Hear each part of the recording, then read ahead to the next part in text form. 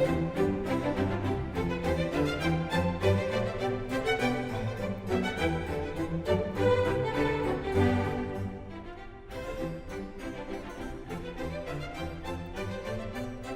para la sesión de hoy, hoy voy a ir muy despacio. El tema tal vez es posible que terminemos antes de las 10, pero es un tema que quiero mostrarles porque, como les escribí en el mensajito, sentí que les estaba, o sea, como que lo que hice aquí en la clase, no sé si quedaron ustedes con esa impresión, ¿no? O sea, como que, pues la definición de la ley de Gauss, que el producto, que el integral, pues es lo que está en el libro, ¿no? O sea, nada del otro mundo. Y yo así como que yo no sé, yo me quedé así como, sería bueno poderles mostrar algo, pues digamos, un poco más elaborado, perdón, aquí no es que saque así la camisa con un letrerote, ¿no? Yo no sé qué estaba haciendo mucho frío. Entonces hoy vamos a ver, les quiero mostrar algo que es parte del curso y yo creo que yo prefiero mejor mostrárselos antes de que se los muestre otra persona, de pronto con cosas más elaboradas o algo así, pues es así, ¿no? Hoy lo que vamos a ver es la ley de Gauss en forma diferencial. Va a ser así un poco de talacha. Esta clase está pensada en parte no para los que ya vieron conmigo, bueno, sí, para que complementen algo que no vimos el semestre pasado, y para los que no, para que no se queden así como que, pues es de fluidos, o yo no voy fluidos, ¿no? Y entonces si no voy fluidos, pues sí, seguramente sí. Para que no sea así como un acto de fe, esencialmente. Bueno, entonces, bueno, se está grabando y pues vamos. Se llama ley de Gauss en forma diferencial.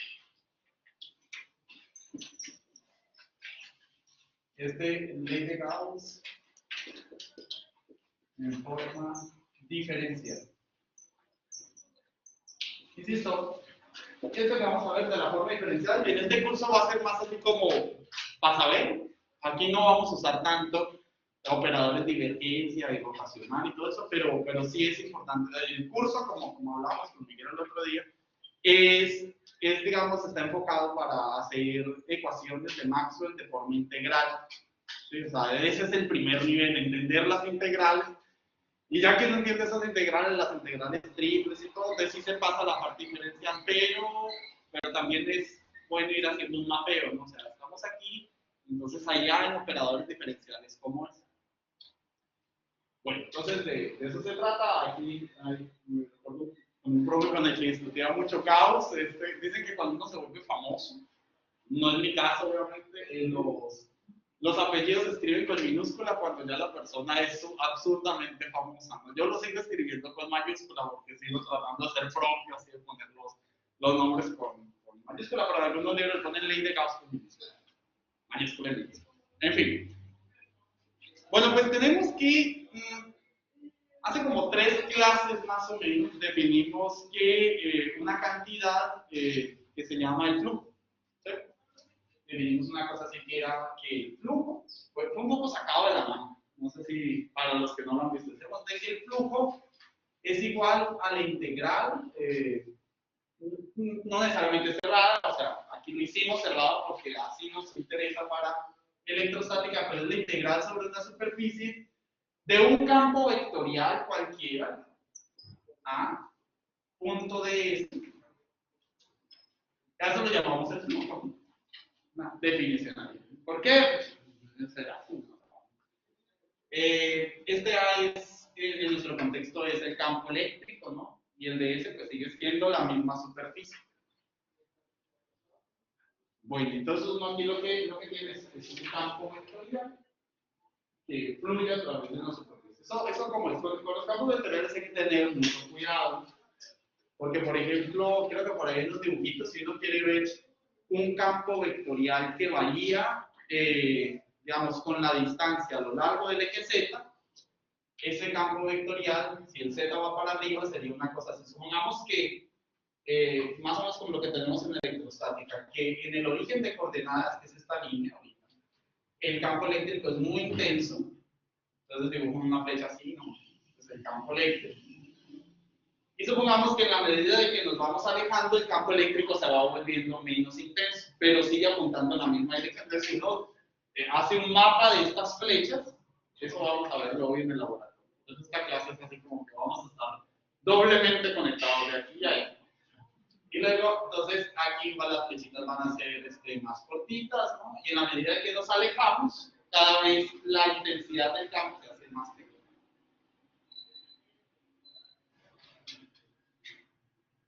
Y los que están en línea ven esto como puntos, porque ya está muy lejos. Pero entonces si lo ven, ¿no? Este es un campo que podríamos decir, por ejemplo, que varía con el inverso del cuadrado, más o menos, ¿no? Ahí. Y va en la dirección Z. Entonces cada vez el inverso del cuadrado, entre más lejos estemos del origen, se va haciendo más chiquito. Entonces, para que se hagan una idea de lo que va aquí, ¿no? Entonces es una cosa así como matricial, más o menos. De hecho está definido en el volumen, una cosa tridimensional. Muchos de los problemas que hacemos aquí es unidimensional o dos, ¿no? Para no asustar al público ni nada. Al final es la misma cosa, no se deben asustar. Bueno, pues entonces usamos esto de que era la definición de flujo a través de una superficie y yo les comenté esa vez de que esa definición de flujo venía pues, de los fluidos y en particular pues digamos de la hidrodinámica, o sea de fluidos en movimiento, ¿no?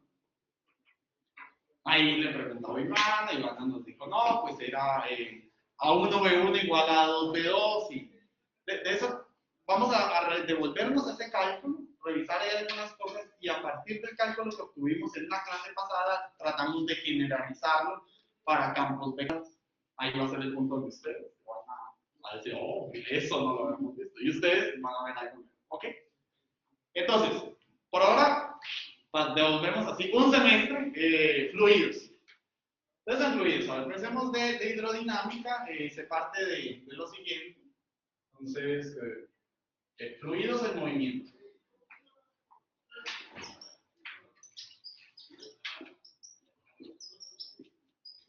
Fluidos en movimiento. Entonces, uno en fluidos en movimiento lo que tiene es una situación así. Hay una tubería que cambia de diámetro. ¿Sí lo recuerdan?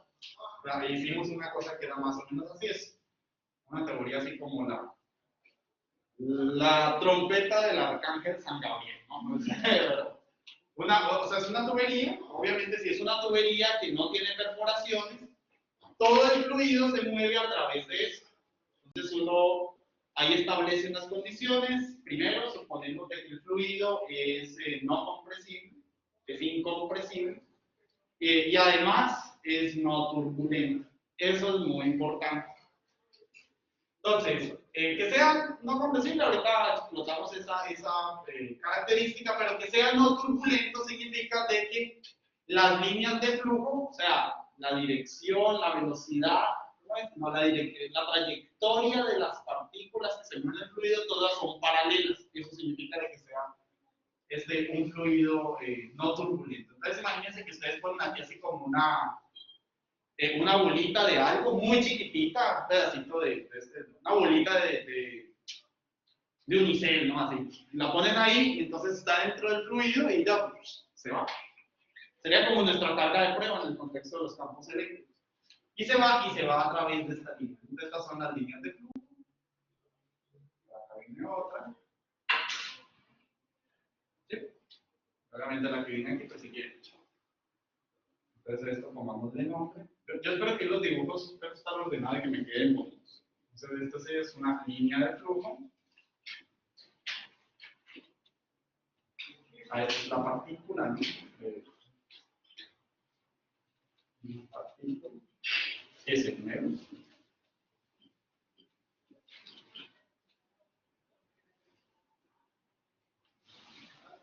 Una partícula que se mueve y la tubería además pues no es una buena tubería sin filtraciones, entonces todo el fluido está contenido en la tubería, no se filtra por acá, no es una manga que pasa de un lado para otro.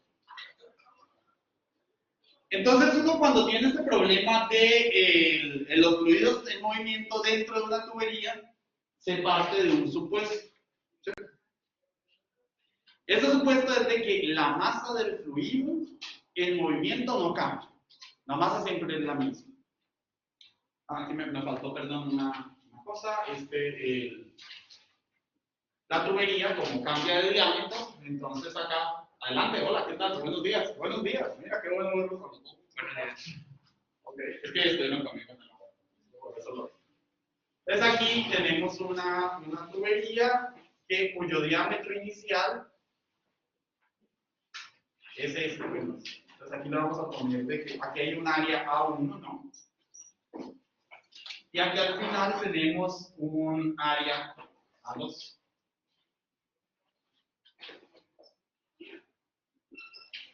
Cambio de área, ¿no? La forma en la que cambia ahorita no nos importa, puede ser un cono, puede ser una trompeta, ahí. Eso ahorita es irrelevante. Listo, entonces partimos del supuesto. Te dije que si nos dejen un pizarrón más grande para la próxima vez, probablemente nos cambiemos para otra hora, porque la talacha se va a volver cada vez más larga y el pizarrón no va a alcanzar. Entonces también nos den una y que las sillas sean más cortas. Entonces, se parte del supuesto.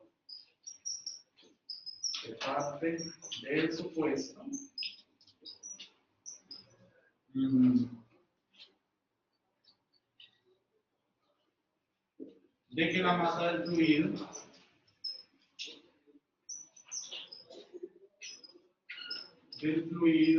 no cambia. No cambia.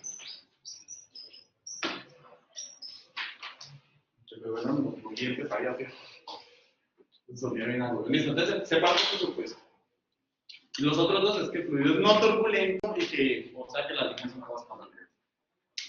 Bueno, entonces, si esto supuesto de que el fluido, la masa del fluido no cambia, implica una cosa, que la masa que entra a la tubería por esta zona tiene que ser la misma masa que sale, además porque el fluido es no compresible. ¿Sí lo ven? O sea, como que si me empujan algo por aquí, la cantidad de materia que empujan por un lado, pues tiene que ser la que sale del otro. Si llegara a pasar a que no salga, no sé, por alguna situación, y ustedes se empujan aquí, entonces lo que ocurriría es que el fluido se acumula dentro de la tubería. Y si el fluido se acumula dentro de la tubería, entonces forzosamente tendría que aumentar su densidad, porque sería más masa en menos volumen. Entonces, pero ese no es nuestro caso, porque el fluido es no compresible, es como si fuera agua. El agua casi que no se comprime muy poquitito. Por eso el agua es una buena, es ideal para este ejemplo. Entonces, esto lo que implica es de que la masa que entra por esta parte de la tubería tiene que ser igual a la masa que sale. Entonces, hagamos esos cálculos de la masa. ¿Sí recuerdan cómo ven? Uno mirábamos dos elementos diferenciales. Hola, ¿qué tal? Usamos dos elementos diferenciales. Digamos cómo es la masa para un disco aquí chiquitito, ¿no? Entonces ponemos acá. Así. Y vamos a analizar cuál es la masa. Si ven ahí un disco que tiene ancho. Le puse este ancho, delta x1. Y por aquí ponemos otro disco al final que tiene un ancho delta x2. Luego está en movimiento, ¿no? Además, se mueve con una velocidad v, que no hemos dicho ni siquiera cuál es esa velocidad. Bueno, si quieren hacerte acá también lo que no quede acá, como guste, pero pasará como medio escondido. Okay. Entonces, ¿cómo es la definición de... ¿Cómo calculamos la masa en función de la densidad? ¿Cuál es la definición de densidad? Entonces nos sabemos de que la densidad es igual a masa sobre volumen. Entonces, pero el fluido es no compresible, luego la densidad tiene que ser la misma en todos los puntos, porque no se comprime. Entonces, podemos ver de que la densidad es igual a la masa 1 sobre el volumen 1, que debe ser igual a la masa 2 sobre el volumen 2. La densidad es constante. Entonces, si despejamos de aquí, entonces la masa del primer disco sería la masa 1, pues sería la densidad por el volumen 1.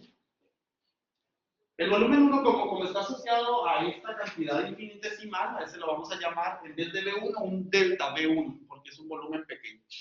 En últimas es un volumen. Entonces sería tal por delta V1. Y obviamente, pues la masa 2 sería pues, la densidad por delta V. Vamos paso a paso. Entonces analicemos el primer disco, o sea, para sacarle el volumen. Entonces, ese primer disco, es un disco grande, aquí grande, así, partícula que se mueve, a mí me faltó, obviamente, no está explícito en este diagrama, pero todas las líneas de flujo, hola, adelante, todas se mueven con una velocidad v, ¿no? Te voy a hacer acá si quieres, no pesa.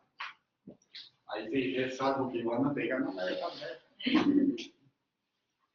Yo tenía a veces compañeros que eran como muy cabezones, así, ¿no? Decía, de cabezón adelante, hermano. Bueno, entonces todas las partículas se mueven con velocidad. Eso es importante. Por aquí sí que está grande. Entonces este disco que está acá es este, tiene un ancho delta x1, ¿no? Delta x1.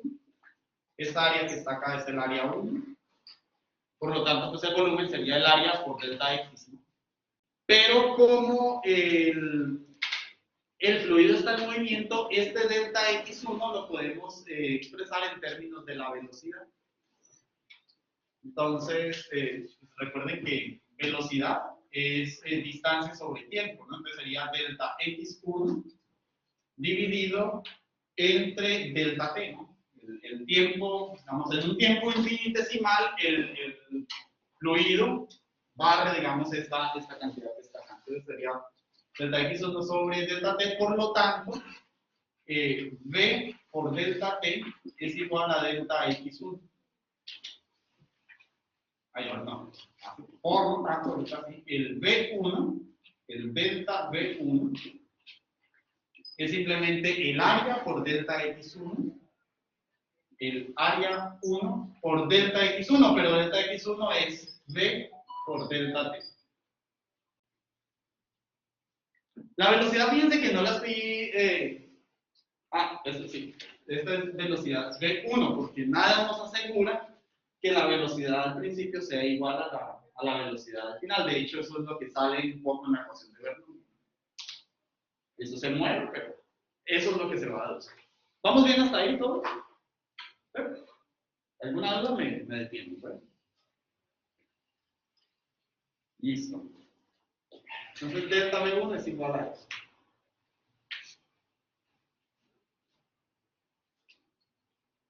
Y en el caso de la masa en el disco al final, pues tenemos una situación similar, ¿no? O sea, el disco chiquitito es así. El disco chiquitito tiene un área 2, tiene un ancho delta x2, y por el mismo análisis, entonces el delta v2 es igual al área 2 por la velocidad 2, puede ser diferente, en el mismo intervalo de tiempo, ¿cierto? Porque lo que uno empuja por aquí es lo mismo que sale por acá. Entonces los tiempos son iguales. Aquí me falta aquí una cosa, solo por completez. Entonces, la masa que entra es ρ por delta V1, ¿no? Rho por delta V1, que es área 1 por velocidad 1 por delta T. Ahora aquí esto es masa que ingresa. Y por aquí, la masa que sale, pues es la densidad por delta V2, que es área 2 por V2 por delta T. Masa que sale.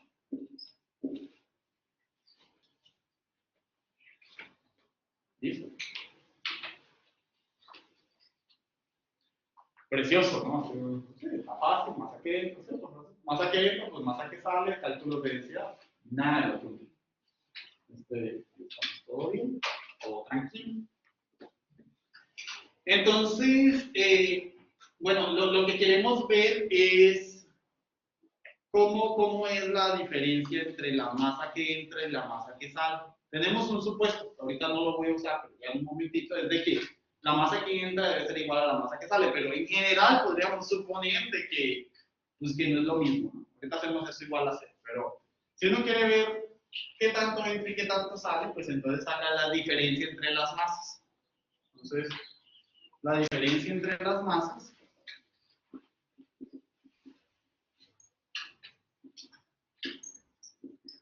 entre la masa, bueno, vamos a hacer la que sale luego la que entra el mismo, que se sale. La que entra es, pues sería masa 2 menos masa 1. Entonces, pues ya tenemos las masas, ¿no? Esta es una, esta es la otra. Entonces, sería simplemente masa 2, que es esta, es ρ A2 B2 delta T menos masa 1, que es ρ A1 B1 delta T. Listo. Y ahí, ¿qué hace, Carlos? ¿Qué relación a eso? Factoriza el ρ y el delta T. Y el delta T, ¿cierto?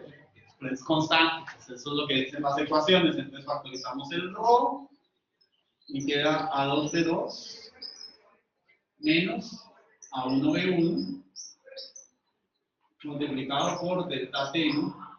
Esto es igual a la diferencia de las masas. Por eso más o menos por donde quedamos en la clase pasada, en fluidos. Ya casi.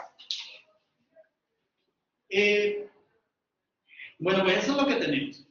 ¿Ok? Esa es la diferencia entre las masas. Entonces ustedes pueden ver de que si este delta T lo podemos pasar aquí a dividir, como para que nos quede aquí una expresión que va a ser algo así como diferencias entre las masas dividido entre diferencias de tiempo.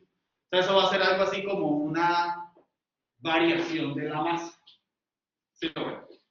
Ya pasamos el delta T a que dividir, entonces nos queda M2 menos M1 dividido entre delta T igual a ρ A2B2 menos A1B1. Y cuando uno tiene esta expresión, si en el límite, cuando delta T tiende a 0, no sé si notan que esto se va convirtiendo en una derivada. En el límite, cuando delta T tiende a 0, en intervalos de tiempo muy chiquititos, haciendo esto aquí angosto, casi que la masa que entra, digamos, esta diferencia pues tiende a un dl. ¿Cierto? Entonces, en el límite, cuando delta T tiende a 0, lo que tenemos es que M2 menos M1, vamos, tiende a un dl, y por lo tanto,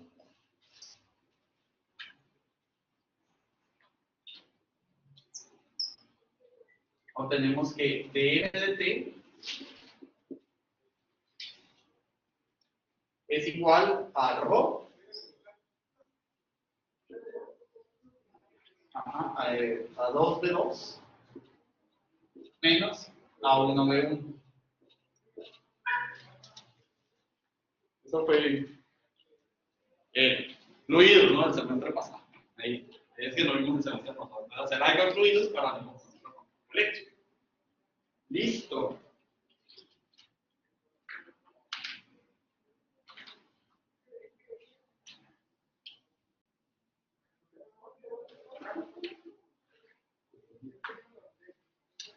A esta expresión le teníamos un nombre, ¿recuerdan? El de M de T era el mass flow rate, exacto, así como la tasa de cambio de la masa, ¿no? Una cosa así. El mass flow rate. Y luego veíamos varios casos, que ahorita no viene al caso para esta clase, pero mirábamos que si la diferencia de masa era mayor que 0 o si la diferencia de masa era 0. Bueno, y el otro, pues, si es menor que 0, pero ahorita nos vamos a quedar solamente ahí. Aquí empieza a irnos por otro lado con respecto a la clase pasada. Listo, entonces, bueno, esa es la situación. Ajá. Si quieres, se lo voy. Esto es el mass flow rate. Está la tubería, los elementos diferenciales de volumen. Pero los elementos diferenciales de volumen están separados, ¿no? O sea, uno está al principio de la tubería y el otro está al final. Son de ancho despreciable casi, pero no hemos dicho qué distancia hay entre este y este. Eso no se lo vamos a repasar.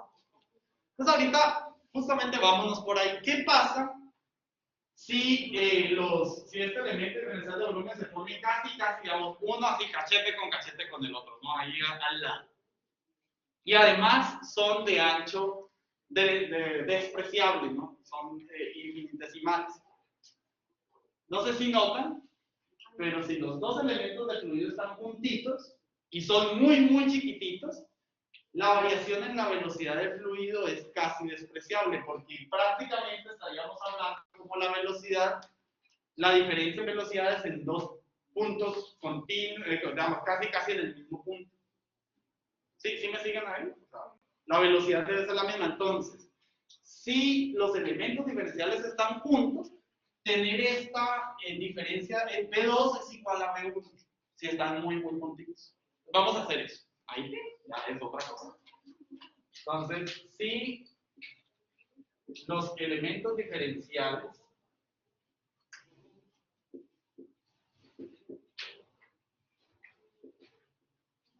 de volumen están muy próximos,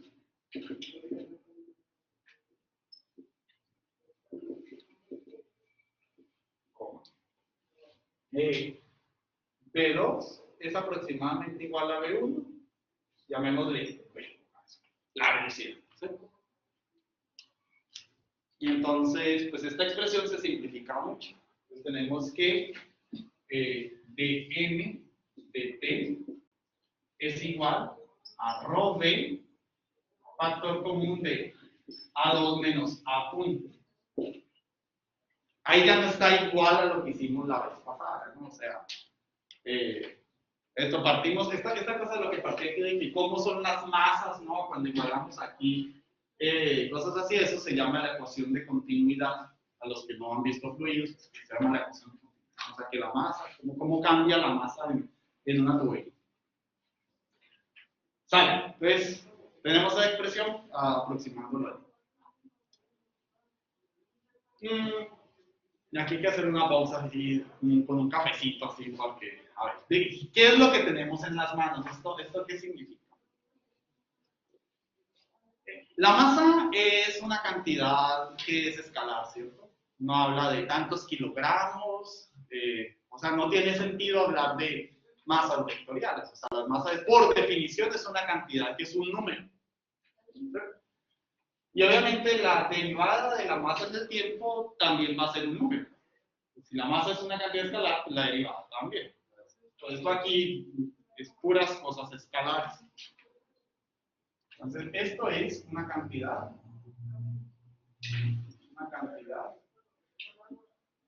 escalar.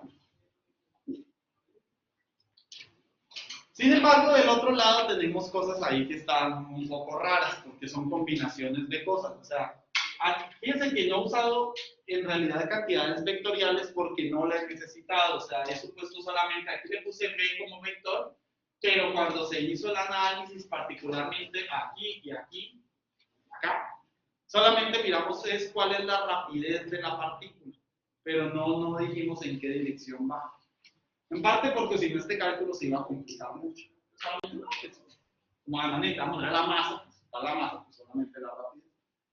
Pero, sin embargo, esta expresión que está aquí, a partir de esta expresión, y ahí espero no hacer un salto muy grande, pero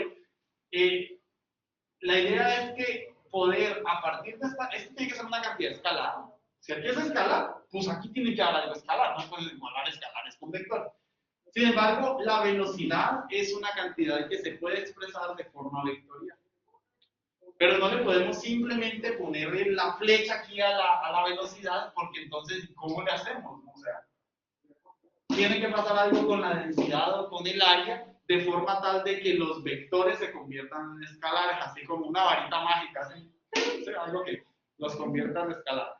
¿Qué haríamos? ¿Qué se les ocurre que podemos hacer para que eso se convierta en un escalar? La haría como. Ajá. Bien, exactamente. Dice, es que la velocidad es un vector, pero el área también. Y si el área también es un vector, entonces, ¿qué forma debe tener esta multiplicación? Como un producto interno. O sea, si ven, digamos, si ven la generalización, como de cosas particulares, estamos ya sacando la idea cómo podemos llegar de lo particular a lo general.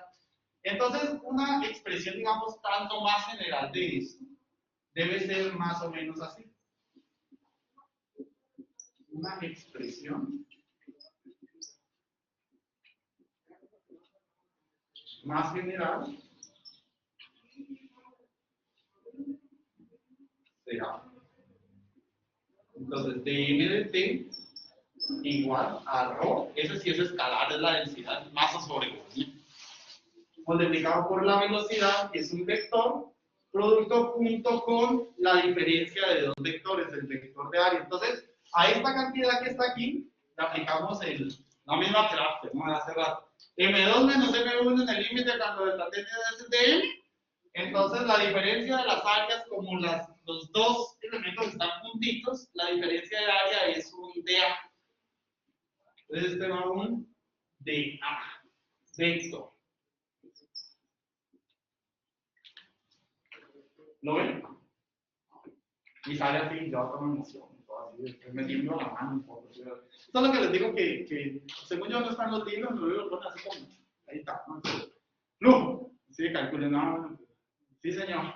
Pero es más bonito así como, no, sí, es que la masa se conserva, entonces ahí sale, B punto DA. Es genial, o sea, es una cosa que calcula todo. No sé si ven por dónde va más o menos cómo vamos a conectar con fluidos. Por aquí está a punto el campo vectorial, que en este caso, nuestro campo vectorial, ¿cuál es? Como es un fluido, en realidad el campo vectorial, en este caso, es esta cosa, es ρ por v. O sea, es el A que está aquí. Entonces, a esta cantidad que está aquí, si la integramos en el área, a eso se le llama el flujo, que se mide en caudal, metros cúbicos por segundo. ¿Sí? Entonces, a esta cantidad que está aquí, haciendo la integral, es el flujo. Entonces, vamos a hacer eso. Integramos a ambos lados para sacar la integral y definir a esto nombre. Lo etiquetamos con algo. Entonces, integrando a ambos lados,